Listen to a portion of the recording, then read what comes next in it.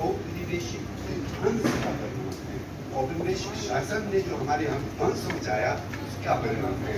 आज भी हम उस स्थिति से निपटने की चेष्टा में लगे हैं। 1700 ईस्वी के आसपास तक भारत की छवि पूरी दुनिया में सोने की चिड़िया की, और ये किसी भारतीय ने नहीं कहा।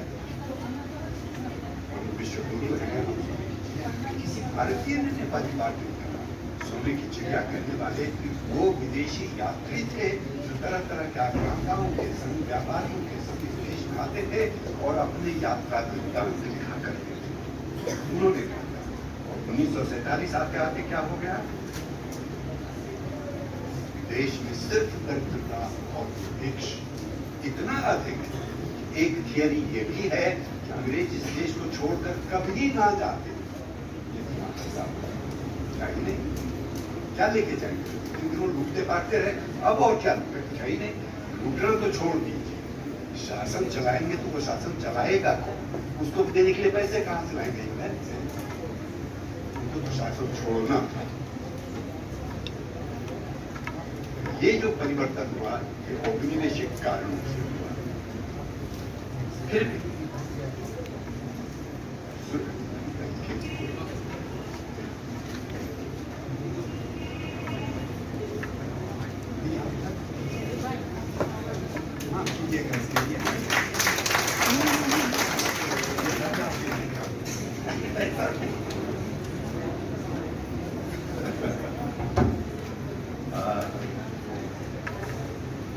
मुख्य रूप से जिन सिद्धांतों के आधार पर भारत के निर्माण की चेष्टा की गई, संविधान में उल्लेख किया गया, आगे किया गया, वो है धर्मनिरपेक्षता, प्रजातंत्र और इन तीनों की व्याख्या में हमें गड़बड़ी होती है। हम एक दूसरे के विरोध में आते हैं। क्यों आते हैं उसकी बात बाद में करेंगे। और एक चौथी बात, निरपेक्षता जो वैदेशिक संबंधों के निर्धारण के लिए किया गया, इसके सहारे ही, चाहे ये अच्छे सिद्धांत थे या बुरे सिद्धांत थे, अच्छी नीतियां थी या बुरी नीतियां थी, पर हुआ ये कि 1951 की जनगणना के अनुसार जिस भारतवर्ष ने एक्सपेक्टेंसी ऑफ एज 32 वर्ष मात्र थी, वो आज 72 वर्ष। जो साक्षरता 16% मात्र थी, वो आज 74% या ऊपर की है शायद। और जाने कितने कल कारखाने, इस्पात के, तेल शोधक, सीमेंट, खाद के और जाने किस चीज के, कितनी नदी घाटी परियोजनाएं, IIMs, IITs, न्यूक्लियर प्लांट, तमाम चीजें लगी। गिनती करने में बहुत समय लगेगा और आप सब जानते भी हैं। फिर भी इन सब के बावजूद 1978 ईस्वी में एक इकोनॉमिस्ट हुए राजकृष्ण, उन्होंने कहा भारत 3.5% के बिंदु रेट से आगे बढ़ रहा है। बिंदु रेट ऑफ ग्रोथ, विकास की दर जो थी, हिंदू दर के पता नहीं क्या है, इस पर अलग से बातचीत करनी होगी, लंबी बात हो जाएगी। पर राजकृष्ण ने ये करने की कोशिश की। लगता है कि हिंदुओं को से नाराजगी थी, लेकिन ये नाराजगी यही की बात नहीं है, इसमें हिंदुओं की प्रशंसा भी है। लेकिन फिर भी देश ने प्रगति की, और जब उस प्रगति से संतोष नहीं हुआ, लगा कि जिस पंचवर्षीय योजनाओं के मॉडल के माध्यम से विकास कर रहे थे वो पर्याप्त नहीं है, तो 1951 में ग्लोबलाइजेशन आया, जिसकी चर्चा की गई, ने की थी। तो पहले के सेंट्रलाइज प्लान इकोनॉमी की जगह market driven economy, market driven polity, even market driven society, consumerism आप देख रहे हैं कि मार्केट में पहले से तय कर दिया जाता कि आप क्या खाएं, चाहे आपका स्वाद उसमें है या नहीं, आपका स्वाद बदल दिया जाता है और सब कुछ चीज मार्केट में आ जाती है। इस तरह की जो बातें होती हैं वो होना शुरू हो गई, और ये सब भारत की प्रगति की निशानी बन गई। संविधान का तो निर्माण किया गया, प्रजातांत्रिक प्रणाली चली, इतनी अच्छी चली, क्या एक बात जान लें कि 1947 या उसके इर्द गिर्द दुनिया में दर्जनों राज्य स्वतंत्र हुए, एक भी अपनी स्वतंत्रता और निश्चय ही अपना प्रजातंत्र, स्वतंत्रता को भी बरकरार रखी लोगों ने, प्रजातंत्र अपने यहाँ बरकरार नहीं रख सका। सब जगह पूर्ण एकता, वो सैनिक टेक ओवर शासन का अपने हाथ में ले लिया, काल बाहर किया, ये सब होता रहा।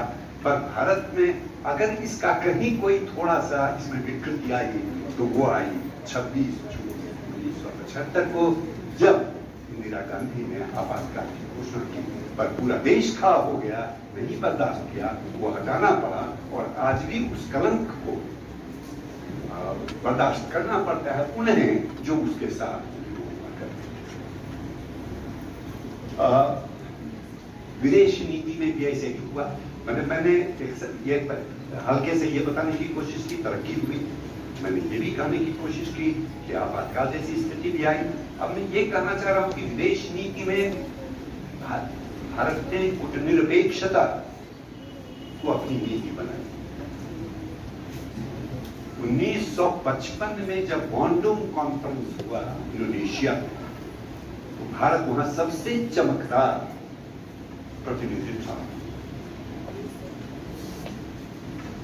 और भी थे, सुकार्नो थे, कमाल नसर थे, चावलाई थे, बहुत सारे लोग थे, लेकिन सबसे चमकदार व्यक्तित्व भारत का था। पर पता नहीं किसकी नजर लगी या क्या हुआ।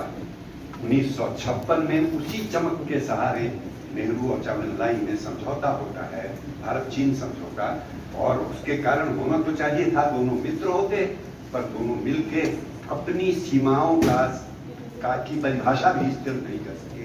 किसकी सीमा कहाँ तक है, सीमा परिभाषित करते। उससे भी बड़ा कांड तब हो गया जब 1959 में चीन ने तिब्बत को कब्जा कर लिया और तिब्बत के दलाई लामा भागकर भारत आए, भारत को शरण दिया।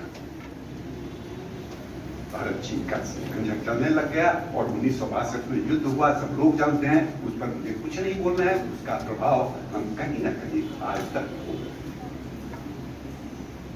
अब मैं थोड़ी, ये तो सामान्य बातें थी जो होती रही हैं, होती रहेंगी। अपने हिसाब से थोड़ी ऐसे क्षेत्र में आपको ले चलने की कोशिश कर रहा हूं तो मैं समझ नहीं पा रहा हूं कि वहां जाना चाहिए या नहीं।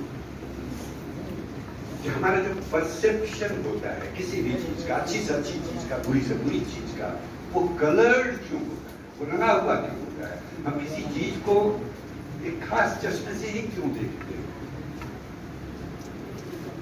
बहुत अच्छे काम होते हैं, कभी हम नुक्स निकाल के कह देते हैं ये बुरा काम है। बहुत बुरे काम होते हैं, हम स्वयं कहते नहीं कितना अच्छा काम, ऐसा हम क्यों करने लग जाते हैं। तो मैं थोड़ा सा इस सैद्धांतिक विमर्श में आपको समझना चाहूंगा। पहले साइंस के सारे विद्वान यहाँ बैठे हैं, अरिस्टोटल हो, प्लेटो हो, सोक्रेटिस हो,